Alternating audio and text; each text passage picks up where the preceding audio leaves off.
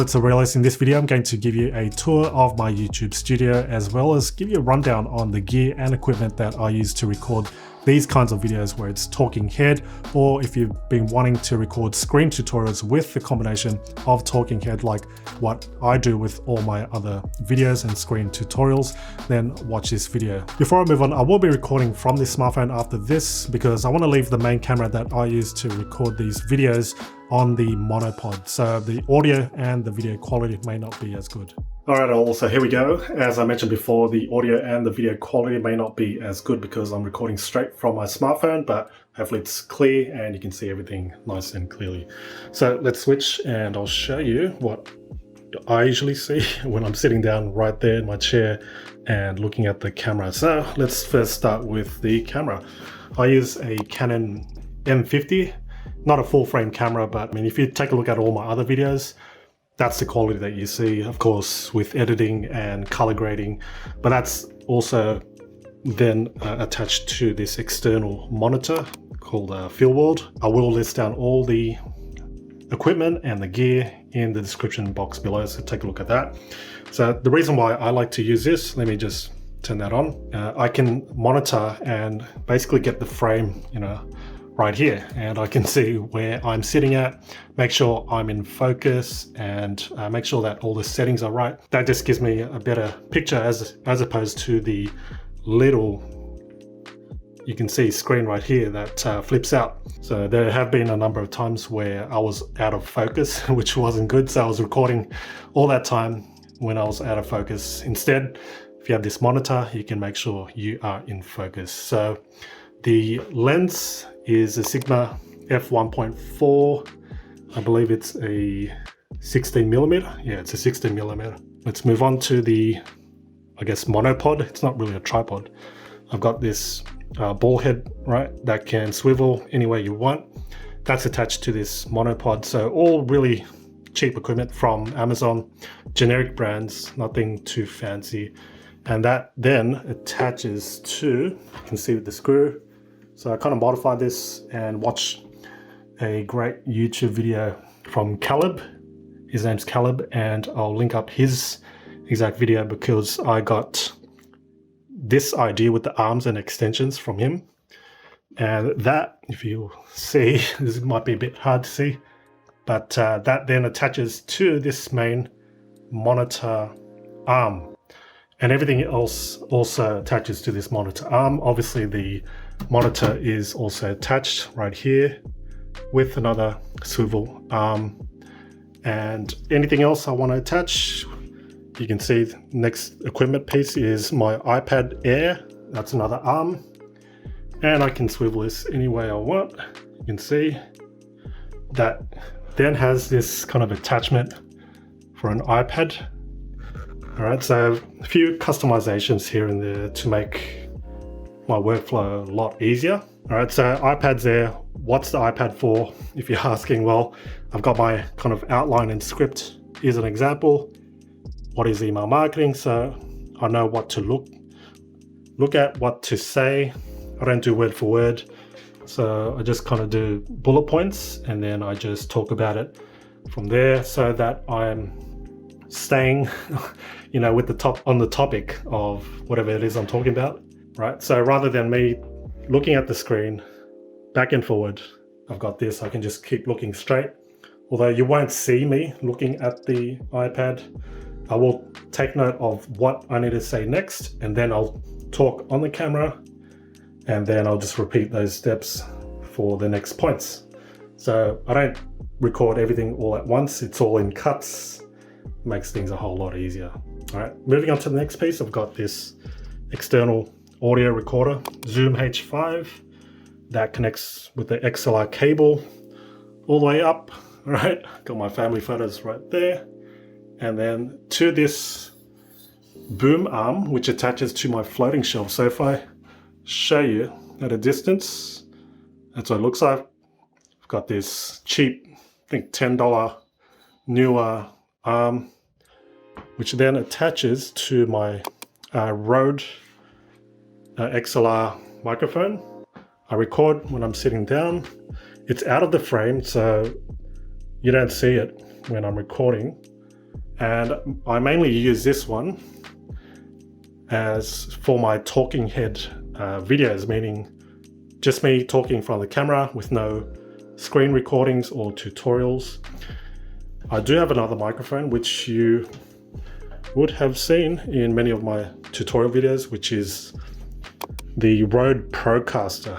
All right, love this microphone. I've been using it for many years. I'd say about 7 years, and it's just been a workhorse really. It records really high quality audio, kind of broadcast quality, podcast quality.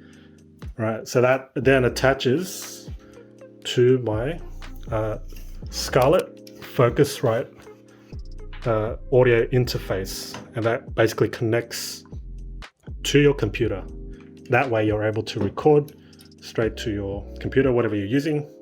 Before I move on with these mics, right, so I've got this as well, and as I said, I use this for talking head videos, and this one, the Procaster, for my screen tutorials. But usually when I record screen tutorials, I also turn this on as a backup. All right, so that's backing up to the Zoom H5, so that in case all of my recording is not actually recording the audio, I've got a backup, a good quality backup. So something I learned after, stuffing up my audio and realizing that maybe it wasn't plugged in or whatever. So it can happen, but it's always good to have a backup. Whether that's through on your phone, just turn on the record button on your phone or whatever it is, and you're all set. Speaking of recording, I've got my main MacBook Pro 15-inch 2018 sitting right here on a stand like here. I'll take out the laptop so you can see. That's the oaky wood, all right, stand. Link to this also in the description, but nice aesthetically pleasing look, and that's basically what it sits on rather than on my table. I don't use a secondary monitor, as you can see, just to save space, plus it looks pretty nice. So I like to keep things pretty clean. I've got my Yamazaki souvenir here from visiting the distillery in the Suntory distillery in Japan. So I just keep that coaster there. Whenever I want to record tutorials, as you can see, I've got the boom arm. Just put it back when I don't need it, like that. So you might also be wondering the sound kind of insulation right here. Really, it's just to block out the echo in the sound, which you might still be able to hear right now with this particular camera and microphone, of course.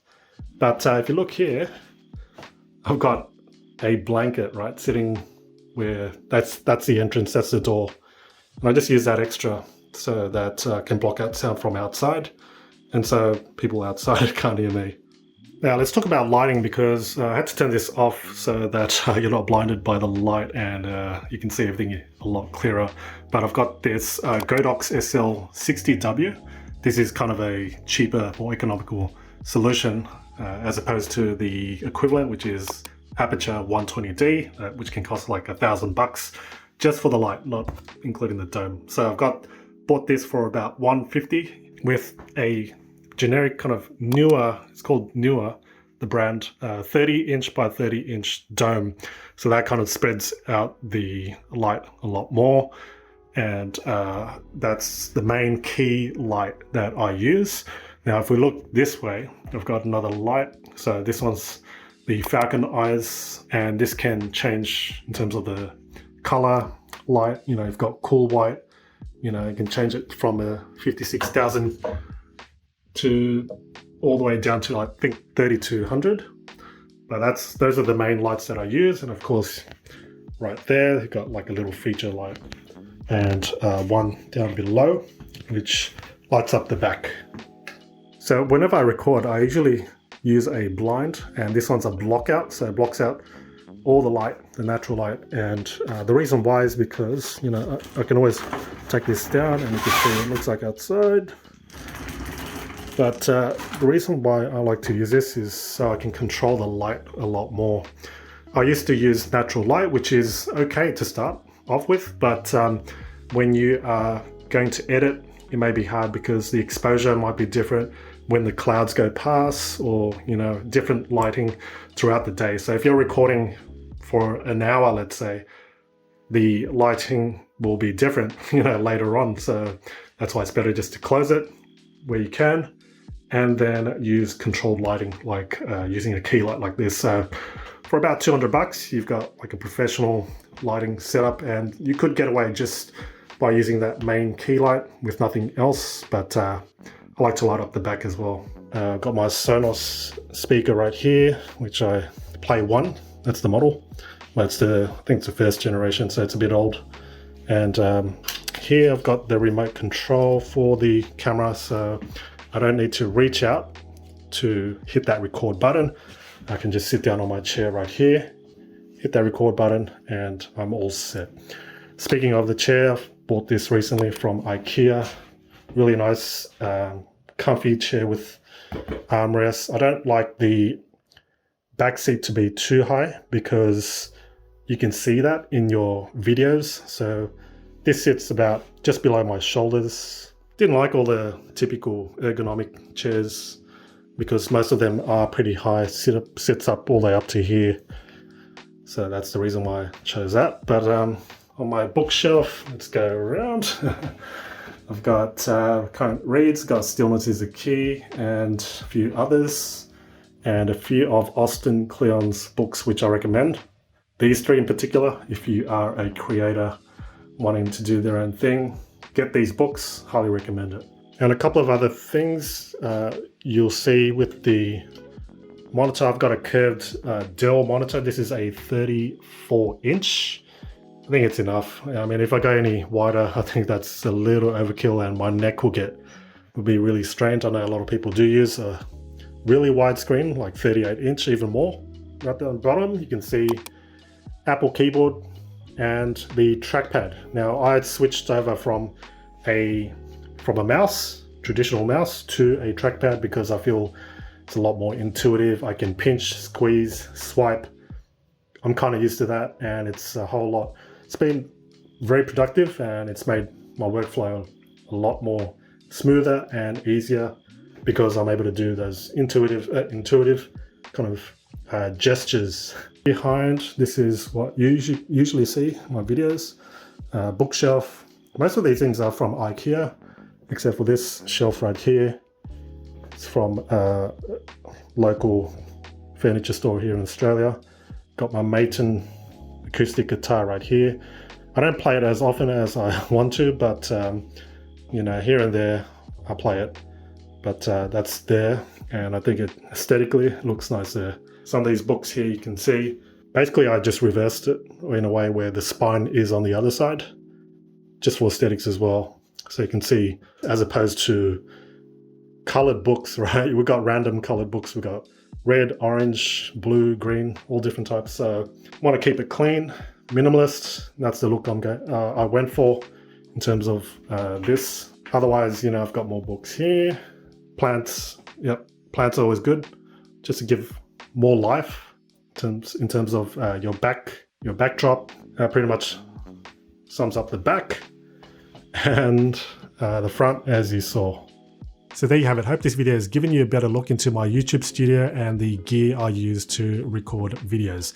Of course, you don't need to start off with all this, and I really just started with my Canon pocket camera, and then that kind of evolved to a upgraded camera, then the lighting and the audio equipment. So start with what you have first, and as you kind of make some money and you're monetized, you can reinvest back to your YouTube channel. As I mentioned before, all the gear and equipment that I use, I'll link it up in the description below. Thanks so much for watching, and if you found this video helpful, by all means hit that like button, subscribe, and turn on notifications too. In the meantime, do stick around to watch these next relevant videos.